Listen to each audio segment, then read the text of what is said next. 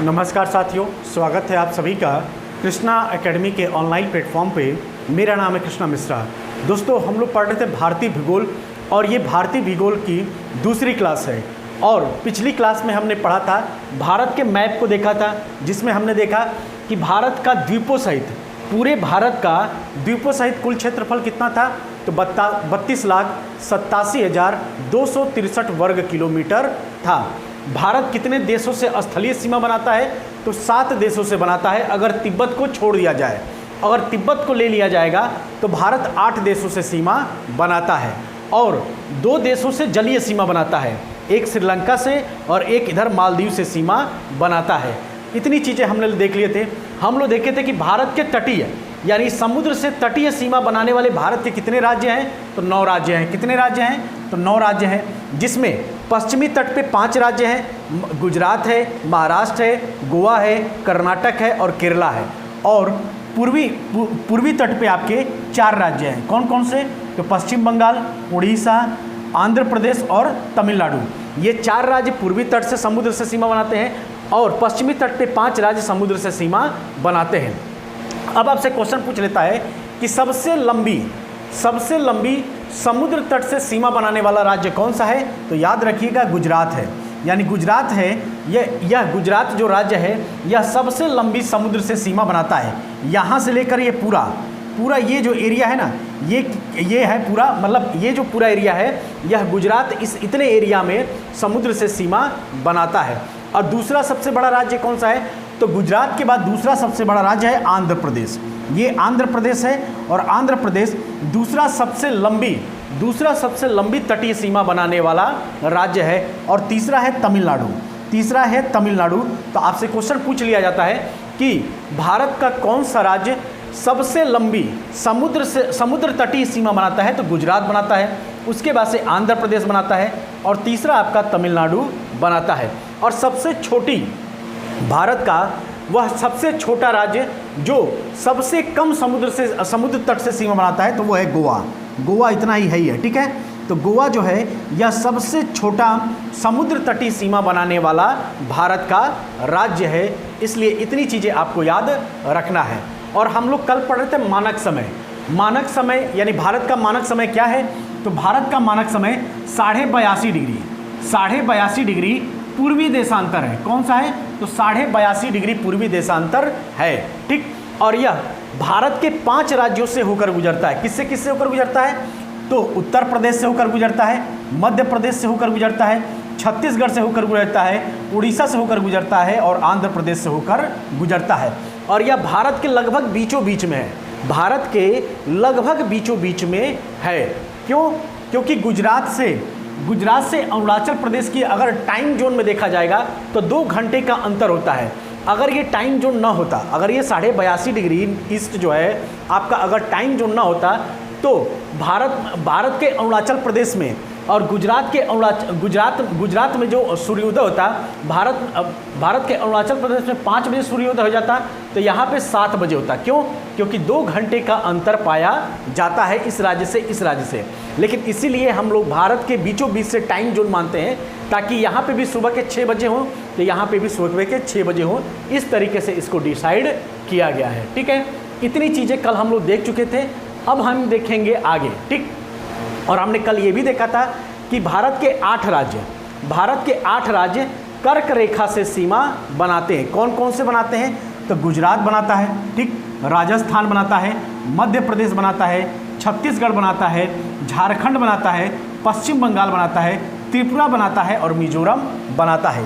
ये 8 राज्य कर्क रेखा यानी कि 23.5 डिग्री नॉर्थ, किससे, तो 23.5 डिग्री नॉर्थ से आपकी सीमा बनाते हैं ये 8 राज्य। तो इतना चीज़ें हम लोग कल देख चुके थे, उसी के बारे में हम लोग देखेंगे। तो देखिए यहाँ पे लिखा है कर्क रेखा 23.5 डिग्री नॉर्थ लेटीट्यूड भारत के 8 राज्यों से गुजरती है। कहाँ से, तो गुजरात से, राजस्थान से, मध्य प्रदेश से, छत्तीसगढ़ से, झारखंड से, वेस्ट बंगाल से, त्रिपुरा से और मिजोरम से। और भारतीय मानक समय यानी कि इंडियन स्टैंडर्ड टाइमलाइन, यह मिर्ज़ापुर उत्तर प्रदेश से गुजरने वाले 82.5 डिग्री यानी कि 82 डिग्री 30 मिनट पूर्वी देशांतर को भारत की मानक समय रेखा माना जाता है और भारत के सबसे पूर्वी और पश्चिमी बिंदुओं के बीच 2 घंटे का समय अंतराल है। इसीलिए भारतीय मानक समय रेखा भारत के बीचों बीच से गुजारा गया है और यह भारत के 5 राज्यों, किससे? तो भारत के 5 राज्यों से गुजरती है। कौन कौन से? तो अभी मैंने मैप पे आपको बताया, उत्तर प्रदेश से, मध्य प्रदेश से, छत्तीसगढ़ से, उड़ीसा से और आंध्र प्रदेश से गुजरता है। ठीक है। अब भारत के पड़ोसी देश हैं, तो मैंने बताया कि स्थलीय सीमा से बनाने वाले पड़ोसी देश कितने हैं? तो 7 हैं। लेकिन अगर तिब्बत को जोड़ लिया जाए, हालांकि अभी भी तिब्बत एक स्वतंत्र देश है, लेकिन चाइना इस पे अपना अधिकार जताता है, तो अगर तिब्बत को छोड़ दिया जाए तो भारत के स्थलीय सीमा से बनाने वाले कितने राज्य हैं, कितने देश हैं? तो 7 देश हैं। कौन कौन से? तो पाकिस्तान है, ये रहा पाकिस्तान, ठीक। अफगानिस्तान है, ये रहा अफगानिस्तान, ठीक। उसके बाद से चाइना है, तो ये रहा चाइना, ठीक। उसके बाद से नेपाल है, तो ये रहा नेपाल, ठीक। उसके बाद से भूटान है, तो ये रहा भूटान, ठीक। और नेपाल और भूटान के बीच कौन सा राज्य है भारत का? तो सिक्किम राज्य है, जो जनसंख्या की दृष्टि से भारत का सबसे छोटा राज्य है, ठीक।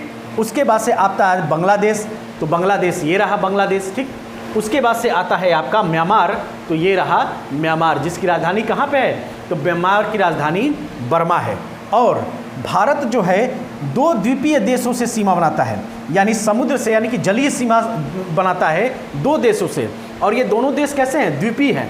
द्वीप मैंने बताया था कल क्या होता है। द्वीप क्या होता है कि ऐसा भूभाग जिसके चारों ओर पानी हो, ऐसा भूभाग जिसके चारों ओर पानी हो, वो क्या कहलाते हैं? द्वीप कहलाते हैं। जैसे कि श्रीलंका भारत के तमिलनाडु से पाक जल संधि द्वारा अलग होता है, जैसा कि पिछली वीडियो में मैंने आपको बताया था। और पाक जल संधि बंगाल की खाड़ी और मन्नार की खाड़ी को जोड़ता है। यानी कि पाक जल संधि किसको जोड़ता है? तो बंगाल की खाड़ी और मन्नार की खाड़ी को जोड़ता है। यानी कि यहाँ पे है पाक जल संधि, ठीक, पाक जल संधि, और इधर है आपका मन्नार, क्या है? तो मन्नार है, ठीक है, मन्नार जल संधि है। और यह दोनों किससे अलग होते हैं? तो बे ऑफ बंगाल से अलग होते हैं। इतनी चीज़ें आपको याद रखना है। अब आते हैं आगे। अब आगे कह रहा है कि एक मालदीव देश है, मालदीव देश है जो लक्षद्वीप के दक्षिण में अवस्थित है। अब एक आता है कि जैसे 10 डिग्री चैनल, आपसे क्वेश्चन पूछा जाता है कि 10 डिग्री चैनल भारत के किस भूभाग को अलग करता है? तो जो 10 डिग्री चैनल है ना, वह अंडमान और निकोबार को अलग करता है। किसको अलग करता है? तो लिटिल अंडमान और कार निकोबार को अलग करता है 10 डिग्री चैनल। कौन सा डिग्री चैनल? 10 degree channel. वही अगर आपसे क्वेश्चन पूछ ले, इसको मैं समझाने के लिए एक पेज लेता हूँ ताकि आपको अच्छे से समझ में आए। ये भारत का क्या है? प्रायद्वीपीय एरिया है, ठीक है। ये भारत का प्रायद्वीपीय एरिया है, ठीक। यहाँ पे आपके अंडमान द्वीप है, यहाँ पे आपके ऐसे छोटे छोटे अंडमान द्वीप हैं। कौन से द्वीप हैं? तो अंडमान द्वीप है। तो भारत का जो 10 डिग्री चैनल है वह लिटिल अंडमान को कार निकोबार से अलग करता है। कौन सा चैनल? तो 10 डिग्री चैनल अलग करता है। लेकिन अभी मैंने बताया कि यहाँ पे क्या है, यहाँ पे छोटे छोटे द्वीप हैं जिसको लक्षद्वीप कहते हैं। और यहाँ पे 36 आइलैंड, लक्षद्वीप में 36 आइलैंड पाए जाते हैं। और लक्षद्वीप के ठीक नीचे दक्षिण में यहाँ पे क्या है? यहाँ पे मिनिकॉय है। मिनिकॉय भी एक द्वीप है, तो यहाँ पे एक मिनिकॉय है। और इसके ठीक नीचे आपका मालदीव है। क्या है? तो इसके ठीक नीचे मालदीव है।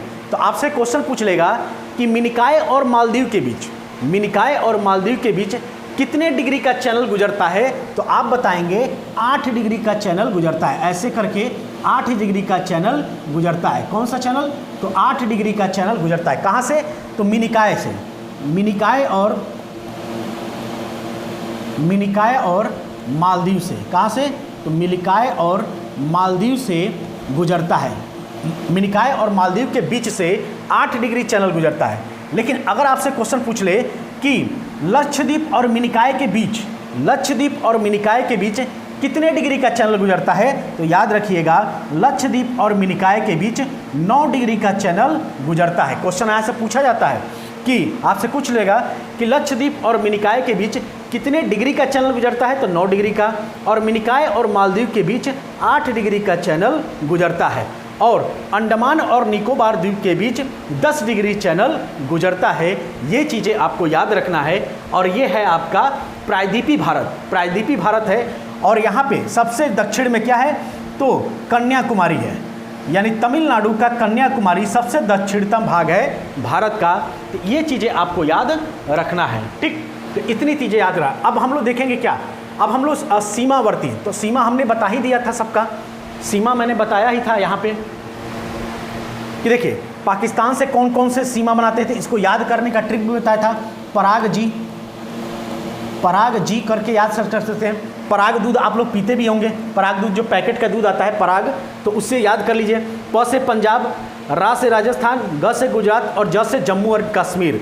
लेकिन वर्तमान में जम्मू और कश्मीर को अलग, जम्मू कश्मीर और लद्दाख को अलग करके 2 केंद्र शासित प्रदेश बना दिया गया है। तो ये चीज़ें भी आपको याद रखना है। तो किससे किससे सीमा बनाता है पाकिस्तान, गुजरात से, राजस्थान से, पंजाब से, जम्मू कश्मीर और लद्दाख से सीमा बनाता है।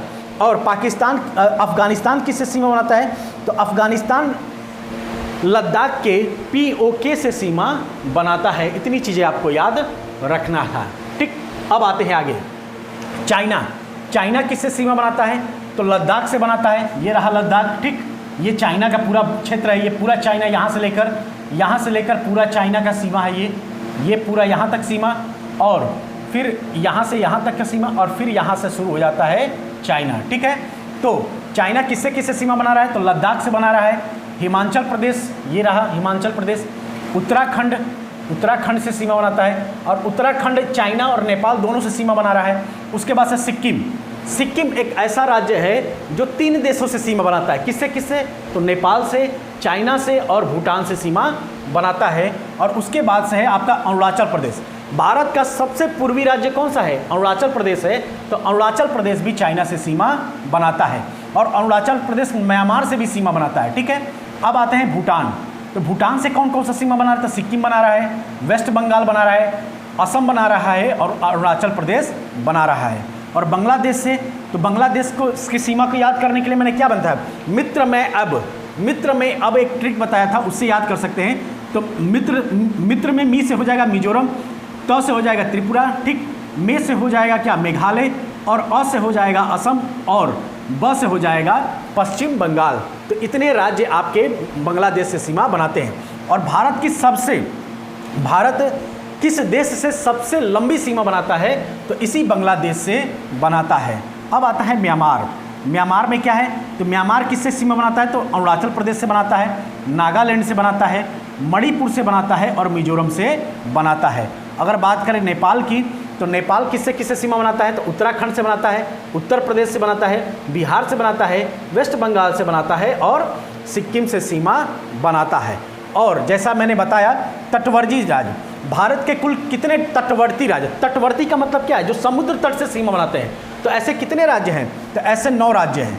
और पश्चिम तट पे कितने राज्य हैं, तो 5 राज्य हैं। और पूर्वी तट पे कितने राज्य हैं, तो 4 राज्य हैं। ऐसा मैंने आपको बताया था। तो गुजरात हो गया, ये रहा गुजरात, आप देख सकते हैं, ठीक। उसके बाद से महाराष्ट्र हो गया, ये पश्चिमी तट के सीमावर्ती राज्य हैं। उसके बाद से गोवा हो गया, सबसे छोटा तटीय सीमा वाला राज्य गोवा है। फिर उसके बाद से कर्नाटका और केरल, ये रहा कर्नाटका और ये रहा केरल, ठीक। अब देख लेते हैं, तो अगर देखा जाए कि पूर्वी तट पे, तो पूर्वी तट पे कौन से बना रहे हैं, तो सबसे दक्षिण में तमिलनाडु है, फिर आंध्र प्रदेश है, फिर उड़ीसा है, और फिर वेस्ट बंगाल है। और यहाँ पे लिखा है दमन दीव और पुडुचेरी तट रेखा वाले 2 केंद्र शासित प्रदेश हैं, जबकि अंडमान निकोबार और लक्षद्वीप 2 द्वीपीय केंद्र शासित प्रदेश है। तो आपसे क्वेश्चन पूछेगा कि भारत के कितने केंद्र शासित प्रदेश तट से सीमा बनाते हैं, यानी समुद्री तट से सीमा बनाते हैं, तो याद रखिएगा दमन दीव और पुडुचेरी बनाते हैं। लेकिन अंडमान निकोबार और लक्षद्वीप भी बनाते हैं, लेकिन ये कौन से देश हैं, यह द्वीपीय केंद्र शासित प्रदेश हैं। ये चीज़ें आपको याद रखना है, ठीक है दोस्तों। एकदम मैप से समझिए, मैप से समझेंगे हर एक चीज़ आपके लिए बहुत आसान हो जाएगा। 1 मिनट,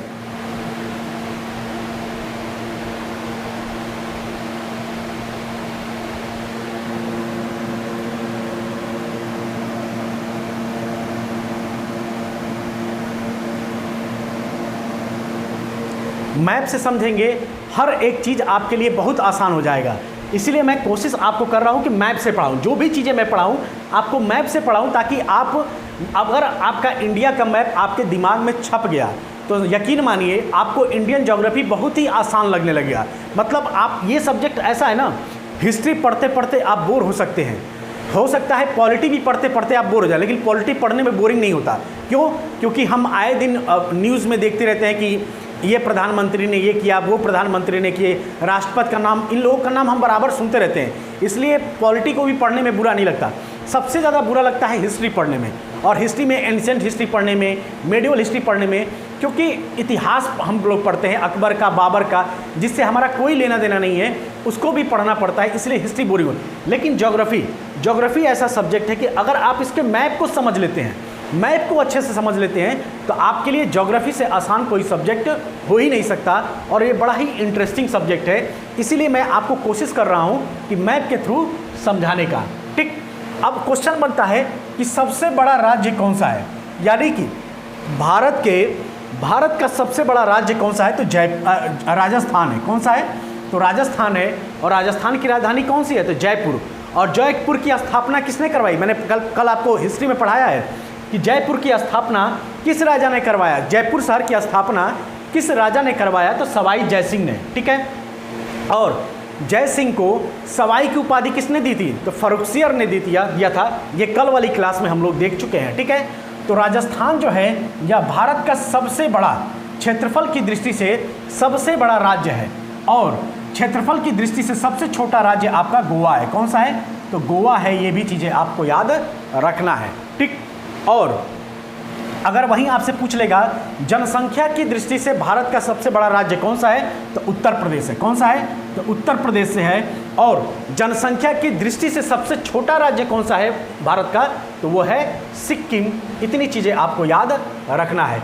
अब क्वेश्चन पूछता है कि भारत का सबसे उत्तरी बिंदु कौन सा है, यानी कि भारत का सबसे उत्तरी बिंदु, यानी कि यहाँ पे है आपका सबसे उत्तरी बिंदु, तो ये कौन सा है? ये है इंदिरा कौल, यानी भारत का सबसे उत्तरी बिंदु इंदिरा कौल है, जो सियाचिन ग्लेशियर के पास है। ठीक। और सबसे पश्चिमी बिंदु, भारत का सबसे पश्चिमी बिंदु कौन सा है? जो यहाँ पे है, तो इसको कहते हैं गौरा माता। क्या बोलते हैं? गौरा माता या गौहर माता बोलते हैं, जो गुजरात में है। और सबसे दक्षिणतम बिंदु कौन सा है? तो इंदिरा पॉइंट है। इंदिरा पॉइंट है जो बड़ा निकोबार के बीच है। कहाँ पे है? तो बड़ा निकोबार है। देखिए, एक है कार निकोबार, एक है बड़ा निकोबार। तो यहाँ पे अंडमान निकोबार के पास यहाँ पे आपका इंदिरा पॉइंट क्या है? इंदिरा पॉइंट है, जो कि भारत का सबसे दक्षिणतम बिंदु है। ठीक है। अब आता है कि भारत का सबसे पूर्वी बिंदु कौन सा है? तो किबिथु है। कौन सा है? तो भारत का सबसे पूर्वी बिंदु किबिथु है, जो कि अरुणाचल प्रदेश में यहाँ पे है। ठीक है। तो इतनी चीज़ें आपको याद रखना है। और सर्वोच्च बिंदु, यानी भारत का सर्वोच्च बिंदु कौन सा है? तो आधिकारिक रूप से K2 है। कौन सा? K2। इसको गाडविन आस्तीन के नाम से भी जाना जाता है। तो भारत का सर्वोच्च बिंदु K2 है, जो कि पाक अधिकृत कश्मीर में है, लेकिन भारत की वर्तमान सीमा के अंदर सर्वोच्च बिंदु कंचनजंगा है। कौन सी है? देखिए, ये जो K2 है ना, यह पाक अधिकृत कश्मीर में यहाँ पे है। ठीक है। लेकिन ये जो कंचनजंगा है, ये कहाँ पे है? यह सिक्किम में है। कंचनजंगा सिक्किम में है। तो भारत की सबसे ऊंची, अगर आपसे क्वेश्चन पूछेगा कि भारत की सीमा के अंदर या भारत के अंदर सबसे ऊंची चोटी कौन सी है, तो आप बताएंगे कंचनजंगा है। ठीक है। लेकिन आपसे बस क्वेश्चन पूछेगा भारत का सर्वोच्च बिंदु कौन सा है, तो आप बताएंगे K2 गाडविन आस्तीन। लेकिन ये भारत में नहीं है, यह पाक अधिकृत कश्मीर में है। ये चीज़ें आपको याद रखना है। अब आता है भारत की प्रादेशिक समुद्री सीमा। तो प्रादेशिक समुद्री सीमा, भारत की प्रादेशिक समुद्री सीमा 3 है। ठीक है। भारत की प्रादेशिक समुद्री सीमा कितनी है? तो भारत की प्रादेशिक समुद्री सीमा 3 है। कौन कौन सी है? तो यहाँ पे मैं आपको थोड़ा बताने की कोशिश करता हूँ। ठीक है। ये है आपका क्या? भारत का प्रायद्वीपीय एरिया है। ठीक। और ये जो लाइन है, देखिए, भारत का ये जो एरिया है ना, ऐसे है, ऐसे सीमा बनाता है, ऐसे। ठीक। प्रायद्वीपीय एरिया ऐसे सीमा बनाता है।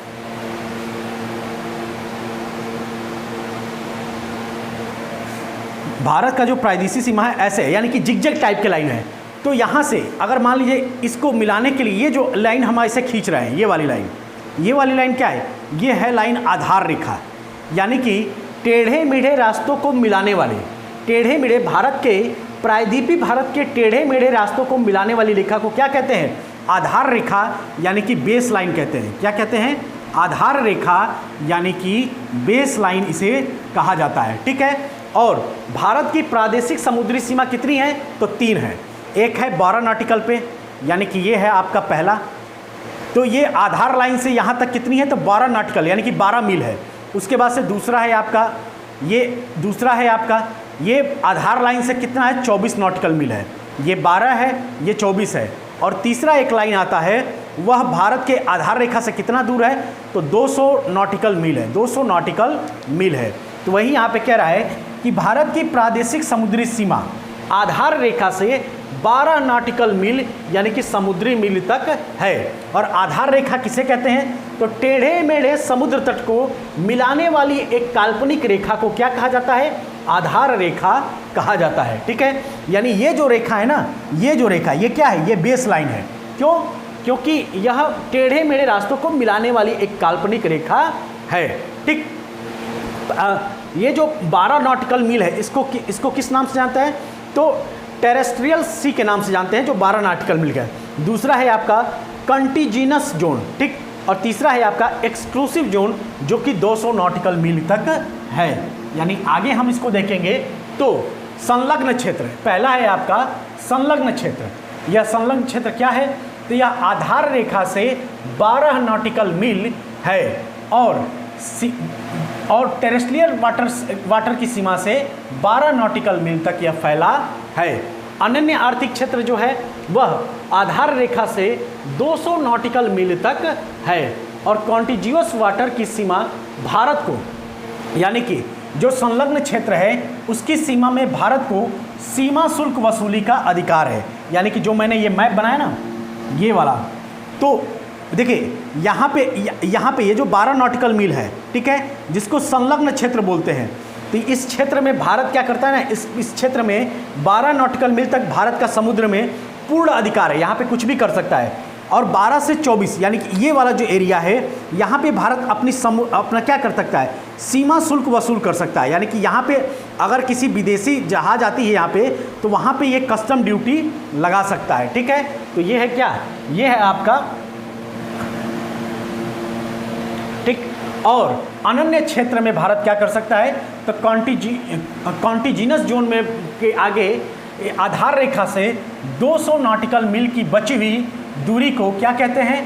तो ये कॉन्टिजिनस वाटर कहते हैं। और इसमें भारत केवल वैज्ञानिक अनुसंधान कर सकता है, ठीक, प्राकृतिक संसाधनों का विदोहन कर सकता है और नए द्वीपों का निर्माण कर सकता है। ठीक है। और एक्सक्लूसिव इकोनॉमिक जोन के आगे के बाद हाई सी या इंटरनेशनल वाटर शुरू हो जाता है, जिस पर सभी देशों का समान अधिकार है।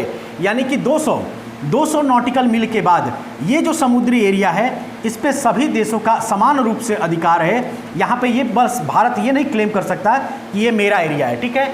और देश की स्थलीय सीमा और आधार रेखा के बीच स्थलीय जल को क्या कहते हैं? आंतरिक जल भी कहते हैं। हालांकि आपको ये जानने की ज़रूरत नहीं है।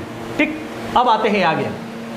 अब हम लोग का जो भारत का मैप वाला सेक्शन था, यानी कि भारत का जो आधारभूत आपको मैप समझना था, वो हम लोग समझ गए। यानी अब आपको मैप के बारे में अच्छी खासी जानकारी हो गई है। अब हम लोग का दूसरा चैप्टर है नॉर्दर्न माउंटेन, यानी उत्तर भारत के पर्वत। यानी कि उत्तर में जो भारत कौन सा है? हिमालय पर्वत है। और हिमालय एक वलित पर्वत है। तो हिमालय का निर्माण कैसे हुआ, इसके बारे में हम लोग पढ़ेंगे। तो उत्तर भारत के पर्वत को 3 भागों में बांटा जा सकता है। पहला है आपका हिमालय पर्वत, जो नंगा पर्वत से नमचा पर्वत तक है। कहाँ से कहाँ तक है? तो नंगा पर्वत से नमचा पर्वत तक है। और दूसरा है आपका ट्रांस हिमालय, इस ट्रांस हिमालय में काराकोरम पहाड़ी है, लद्दाख है और जास्कर पहाड़ियाँ है। और दूसरा है आपका पूर्वांचल हिमालय, जो पूर्व की ओर है। हिमालय की उत्पत्ति अगर देखा जाएगा तो हिमालय की जो उत्पत्ति हो गई है वह सी प्लेटों के टकराने से हिमालय की उत्पत्ति हुई है। देखिए हमारे पृथ्वी के अंदर 7 प्रकार की प्लेटें हैं। प्लेटों का मतलब क्या? वो खाने वाला प्लेट नहीं जो हम लोग लगा के खाते हैं। हमारी जो पृथ्वी जो टिकी है, जिस पे हम लोग अपना घर बना रहे हैं, हम लोग जहाँ पे चलते हैं, उस पृथ्वी के भूमि के नीचे 7 प्लेटें हैं और जो सातों प्लेटें एक दूसरे से या तो मिल रही हैं या तो एक दूसरे से अलग हो रही हैं। ये प्लेटें आपस में या तो एक दूसरे से मिल रही हैं या तो एक दूसरे से अलग हो रही हैं, ठीक है। तो ऐसी प्लेटें हैं। तो जो सी प्लेटन है, यानी हिमालय की जो उत्पत्ति है वह सी प्लेटों के टकराने से हुई है। और हिमालय एक नवीन वलित पर्वत है। कौन सा पर्वत है? आपसे क्वेश्चन पूछेगा कि हिमालय निम्न में से कौन सा पर्वत है, तो नवीन वलित पर्वत है। इसका निर्माण अभी भी हो रहा है, यानी इसमें विस्तार अभी भी जारी है। और समुद्र उत्पत्ति है, समुद्र उत्पत्ति के अवसादी शैलों से इसका निर्माण हुआ है।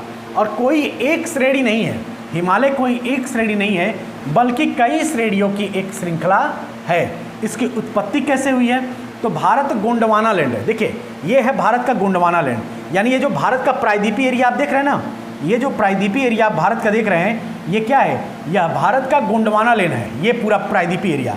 और ये जो प्रायद्वीपीय एरिया है, यह अफ्रीका से टूट कर अलग हुआ है। किससे? अफ्रीका के टूट के अलग हुआ है। और ये जो उत्तरी भारत आप देख रहे हैं ना, इसका निर्माण कैसे हुआ है? तो इसका निर्माण हिमालय की नदियों के लाए गए अवसाद से हुआ है। यानी उत्तरी भारत का निर्माण हिमालय की नदियों से लाए गए अवसाद से हुआ, जैसे कि गंगा से, यमुना से, ब्रह्मपुत्र के द्वारा लाए गए अवसादों से हुआ है। इसलिए यहाँ ये वाला क्षेत्र, भारत का ये वाला क्षेत्र जो होता है, यह ज़्यादा उपजाऊ होता है। जैसे कि पंजाब हो गया, उत्तर प्रदेश हो गया, बिहार हो गया, यहाँ पे धान, गेहूँ, गन्ना ज़्यादा उपजाऊ होता है। क्यों? क्योंकि ये हिमालय की लाई गई नदियों के द्वारा। और यहाँ पे बाढ़ भी ज़्यादा आता है। आप कभी यहाँ पे नहीं सुनेंगे कि तमिलनाडु में बाढ़ आ गया, तेलंगाना में बाढ़ आ गया, या आप कभी यहाँ नहीं सुनेंगे छत्तीसगढ़ में बाढ़ आ गया, ठीक है। यहाँ पे बाढ़ नहीं आती, या मध्य प्रदेश में बाढ़ आ गया, यहाँ पे बाढ़ नहीं आती। क्यों? क्योंकि ये प्रायद्वीपीय भारत है। और ये जो प्रायद्वीपीय भारत है, ये गोंडवाना लैंड का भाग है। तो जब भारत गोंडवाना लैंड से अलग होकर उत्तर की ओर बढ़ रही थी, तो उसके और यूरेशिया के बीच में टेथिस सागर में द्रास कोहिस्तान द्वीप श्रृंखला थी। यानी कि देखिए, ये है आपका यूरेशिया प्लेट और ये है आपका गोंडवाना लैंड। तो जब यूरेशिया प्लेट भी ऐसे आ रही थी, मतलब ये दक्षिण की तरफ आ रही, और ये जो गोंडवाना लैंड है यह उत्तर की तरफ जा रही थी, और दोनों एक स्थिति में यहाँ पे टकराई। लेकिन यूरेशिया प्लेट और गोंडवाना लैंड के बीच यहाँ पे टेथिस सागर था। कौन सा सागर था? तो टेथिस सागर था। तो जब ये दोनों चीज़ें, दोनों प्लेटें आपस में टकराई, तो ये जो टेथिस सागर था, इसके भाई सागर के नीचे क्या होता है? मलबा होता है। और इसी टेथिस सागर में द्रास आइलैंड था। कौन सा आइलैंड था? तो द्रास आइलैंड था। तो जब ये दोनों आपस में टकराई, तो यहाँ पे जो टेथिस सागर के अंदर जो द्रास आइलैंड था, उसमें दबाव उत्पन्न हुआ। और जब दबाव, देखिए, जब दो चीज़ें आपस में, ये ऐसे और ऐसे, यहाँ पे दो चीज़ें आपस में जब टकराएंगी, तो यहाँ पे जो भाग होगा वो क्या होगा? वो उठने लगेगा, ऊपर की तरफ उठने लगेगा यहाँ के दबाव के कारण। तो जब इन दोनों में दबाव हुआ, तो ये क्या हुआ? उठने लगा। और इसी श्रृंखला में भारत के इससे टकराने से द्रास श्रृंखला बनी। और इसके बाद भारतीय प्लेट यूरेशिया से टकराई, और तब यूरेशियन प्लेट का पर काराकोरम रेंज यानी कि ट्रांस हिमालय की उत्पत्ति हुई। और इसके बाद महान हिमालय की उत्पत्ति हुई, जो हिमाद्री की, फिर मध्य हिमालय की उत्पत्ति हुई, और सबसे अंत में महान हिमालय और मध्य हिमालय से आने वाली नदियों के निक्षेपण के जमाव के पड़ने पर और दबाव की वजह से शिवालिक पर्वत का उदय हुआ। यानी कि ये है ट्रांस हिमालय। अगर देखा जाए मैप में,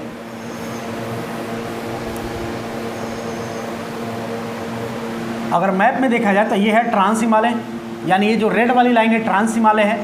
ये आपका महान हिमालय है, ऐसे करके, ठीक, धनुष के आकार का है। और ये है आपका शिवालिक रेंज। कौन सा है? तो शिवालिक रेंज। यानी हिमालय 3 भागों में बटा हुआ है, ट्रांस हिमालय, महान हिमालय और शिवालिक हिमालय में बटा हुआ है। और आज भी भारतीय प्लेटें हर साल 5 सेंटीमीटर की दर से यूरेशिया की ओर आगे बढ़ रही हैं, ठीक है। और हिमालय का वर्गीकरण देखा जाएगा तो उत्तर से दक्षिण की ओर विभाजन अगर देखा जाएगा तो इसमें क्या क्या है थोड़ा देख लेते हैं हम लोग। ये तो पहला है हमारा महान हिमालय, जिसको हिमाद्री हिमालय भी कहा जाता है, या इसको ग्रेट हिमालय भी कहा जाता है। यह विश्व की सबसे ऊंची, यानी कि महान हिमालय है, यह विश्व की सबसे ऊंची और सतत पर्वत श्रृंखला है, क्योंकि माउंट एवरेस्ट कहाँ पे है? तो नेपाल राज्य में हिमालय पर है। तो महान हिमालय क्या है? विश्व की सबसे ऊंची और सतत पर्वत श्रृंखला है। और यह किससे बनी है? तो क्रिस्टलीय पत्थरों से इसका निर्माण हुआ है। इसकी पर्वत चोटियाँ यानी महान हिमालय की पर्वत चोटियाँ कौन कौन सी हैं? तो कंचनजंगा है, नंदा देवी है, कामेत है, गुरला मंदाता है, एवरेस्ट है, मकालू है, मंसालू है और अन्नपूर्णा है। और दूसरा है आपका मध्य हिमालय, जिसको हिमांचल हिमालय भी कहते हैं। यह असतत का मतलब क्या होता है? डिसकॉन्टिन्यूअस श्रेणी है। और इसकी प्रमुख श्रेणियाँ कौन सी हैं? तो पीर पंजाल है, धौलाधर है, नागटिब्बा है, मसूरी है, कुमायूं है, महाभारत श्रेणी है। और तीसरा है आपकी शिवालिक श्रेणी। यह शिवालिक श्रेणी का निर्माण किससे हुआ है? तो नदियों के जमाव पर पड़ने वाले प्लेटों के दबाव से इसकी उत्पत्ति हुई है। ठीक, जैसे जैसे पश्चिम से पूर्व की ओर बढ़ते जाते हैं, हिमालय या हिमाद्री के नज़दीक आता जाता है और गंडक नदी के आगे गायब हो जाता है। यानी कि यहाँ पे है गंडक नदी और यहाँ से शिवालिक गायब हो जाता है। पश्चिम की ओर विभाजन देखा जाएगा तो सिंध से काली नदी तक, यानी ये है आपकी सिंधु नदी, ठीक, और ये है आपकी काली नदी। तो सिंध से काली नदी तक पश्चिमी हिमालय कहलाता है।